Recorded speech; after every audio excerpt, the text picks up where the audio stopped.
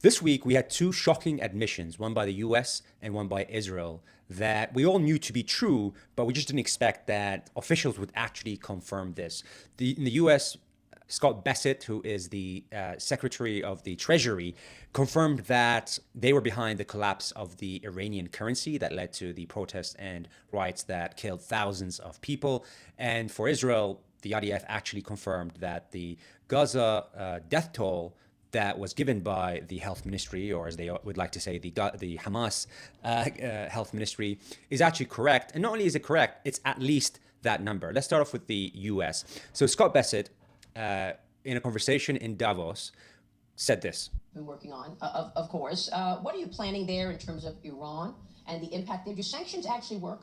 And the same question with regard to 500% secondary sanctions or tariffs on countries who purchase energy products from Russia.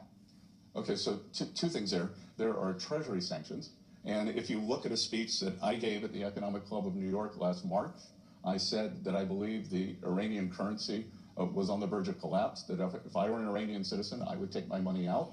President Trump ordered Treasury and our OFAC division, Office of Foreign Asset Control, to put maximum pressure on Iran, and it's worked. Because in December, their economy collapsed. We saw a major bank go under. The central bank has started to print money. There is a dollar shortage. They are not able to get imports. And this is why the people took to the street. So this is economic statecraft. No shots fired.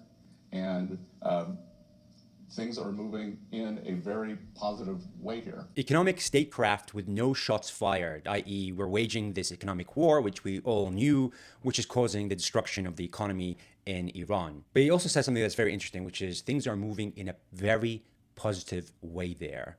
This is after the killing of thousands of people, after the destruction of families, the economy, mosques, banks. His way of describing that is it's moving in a very positive way. Now, every time we talk about how the US is involved in breaking down Iran, people label you immediately as Iranian government apologist. You support the RGC, which is now a terrorist organization. But facts are facts. You could not support the government, but also understand that the US is heavily involved in breaking down not just the economy of Iran, but Iran itself. They want to make it hard for people to live.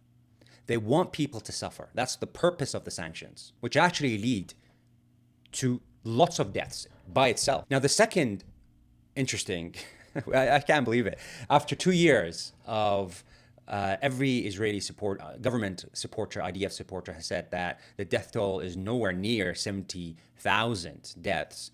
IDF now confirms it is at least 70,000. This is the Times of Israel. The IDF believes 70,000 Gazans killed in war as claimed by Hamas. Civilian combatant ratio is unclear. And only that, they say that the figure acknowledged by senior military official in Israel doesn't include those under the rubble, who Hamas say make up 10K more. That 70,000 figure is actually those killed directly by Israel, not those that are indirectly killed by Israel because maybe they don't have access to the healthcare or the medicine or even the food that resulted in lots of deaths that we don't know the actual number of. If anyone has looked at the numbers, and we've been saying this from the start, the health ministry in Gaza releases the names and the ID numbers of those killed. Now, we don't know how many are actually under the rubble. If you look at Gaza, Gaza doesn't exist anymore. It is all pretty much rubble. More than 90% is destroyed. The health ministry in Gaza assumes it's 10,000 people under the rubble. Could be more. We don't know. Could be less, of course.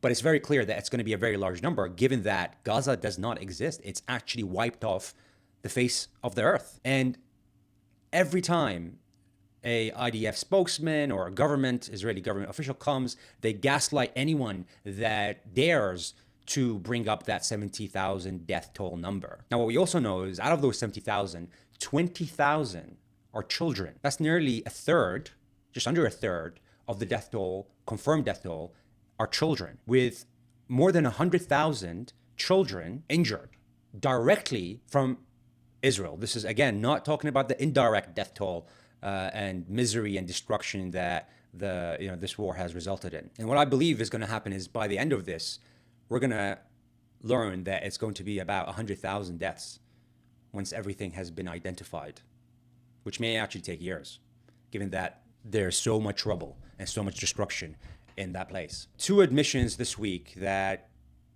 most of us knew were to be true, but if we mentioned them before, we would be called crazy, conspiracy theorists, hate XYZ, pro-terrorist organizations.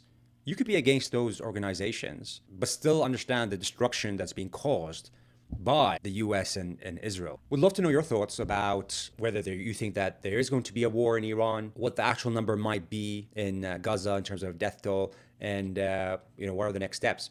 If you did like this video, do hit the subscribe and the like button, and we'll see you very soon.